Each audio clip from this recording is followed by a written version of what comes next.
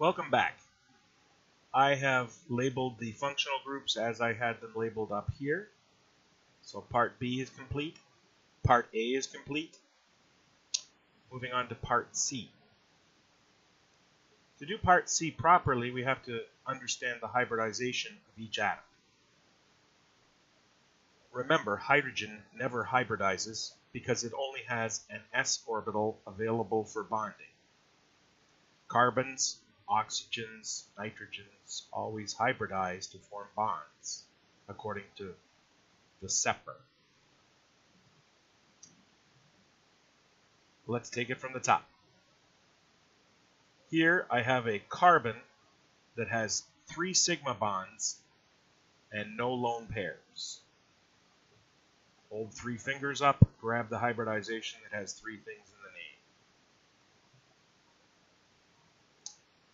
This carbon, similarly, is sp2.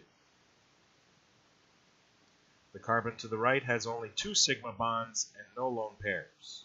That is an sp hybridized carbon.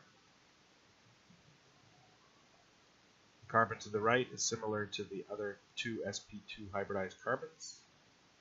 A carbon with 4 sigma bonds, which is this carbon right here, is sp3 hybridized. An oxygen with 2 sigma bonds and 2 lone pairs, that is 4 things, is sp3 hybridized. I hope you notice I'm always counting sigma bonds and lone pairs. The total gives the hybridization. This carbon, 3 sigma bonds, no lone pairs, is sp2. 4 sigma bonds, no lone pairs, is sp3. An oxygen with 1 sigma bond and 2 lone pairs is sp2. A carbon with 2 sigma bonds, no lone pairs, is sp. Similarly, this carbon, back to 3 sigma bonds, no lone pairs, 2 sigma bonds, 2 lone pairs, 3 sigma bonds, no lone pairs, and 3 sigma bonds, no lone pairs. You get no points for putting that on the molecule, but they are definitely going to help you do part C.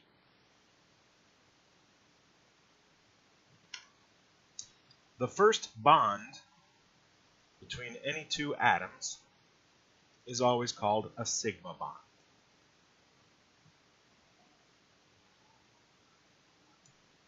So let's label the sigma bonds, and let's be smart about things. All of the sp2 carbons that are bonded to I missed an atom's hybridization. Quickly, what is the oxygen's hybridization here? I need that before I move on. 1 sigma bond, 2 lone pairs, that's 3 things. sp2.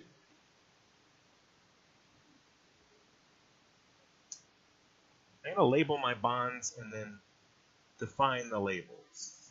That is an sp2 carbon bonded to an sp2 oxygen. I see another one here. Label 1, I'm going to define a sigma between sp2 and sp2.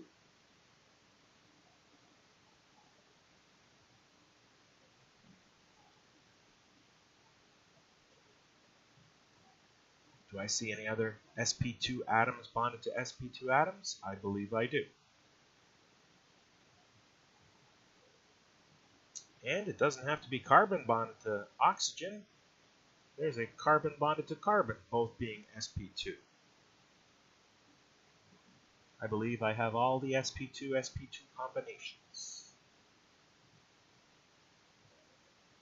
I'm copying this down just for speed. 2, I'm going to look for this bond right here. sp2, oh, that's not a 2, that's a 1 that I missed. To err is human, to correct error is divine. 2. This is different. That's an sp2 bonded to an sp. Let's label it as such. And I believe the next bond over is also sp2 to sp.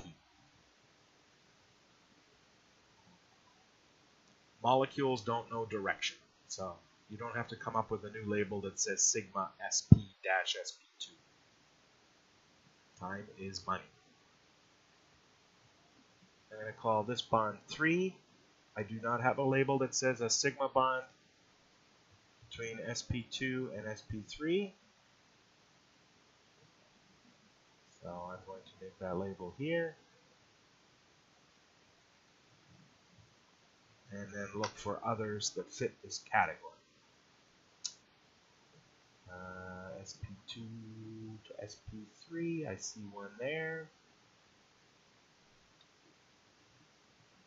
Things are going to get a little crowded here. I also see one here.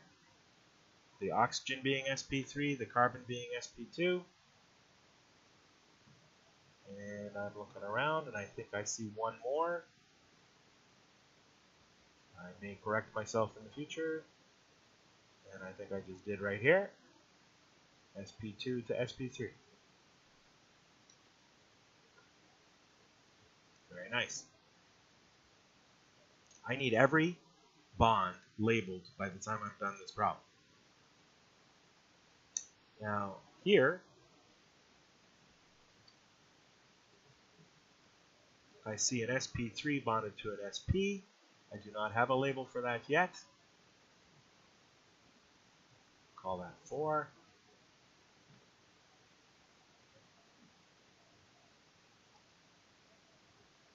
And I think that's the only one like that. It's unique. I reserve the right to correct any mistakes at the end. I'm going to do pi bonds at the end. You may have noticed that. 5, there's an sp to an sp. So it's a sigma bond between two sps. I believe that is also unique on this page. I think I missed a 2. I see an sp bonded to an sp2. You probably spotted that already. If so, good work. And I think I've accounted for all sigma bonds except those to hydrogen.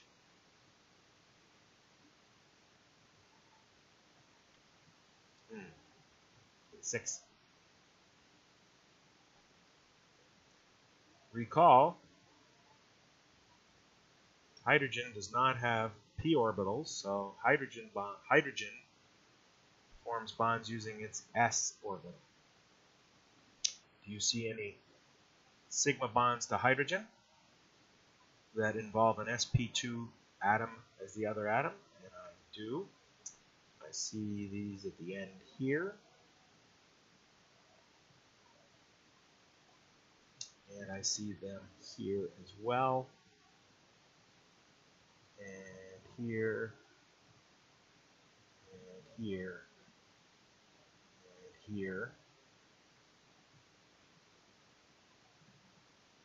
I believe that's it. And then the other sigma bonds to hydrogen involve sp3 atoms attached to hydrogen.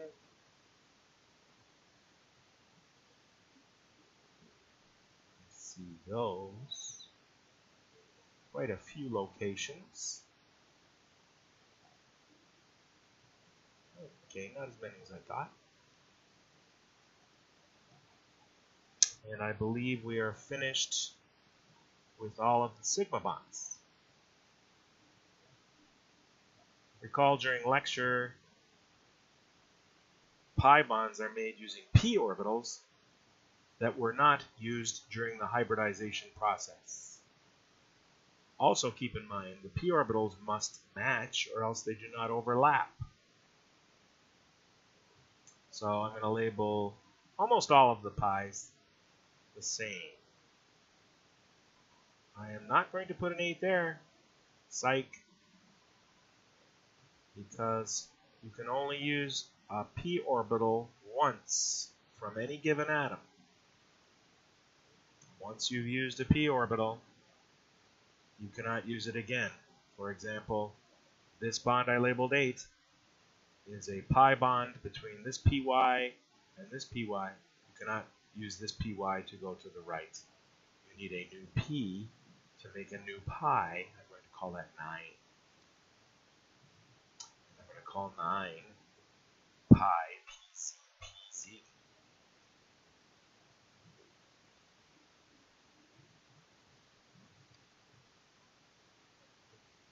And I believe the second pi bond here follows the same logic. Once you've used the py, the next pi bond must be unique. You use the pz. And I'm going to close this segment here. The video is getting long again. And continue with the third and final part in the next segment.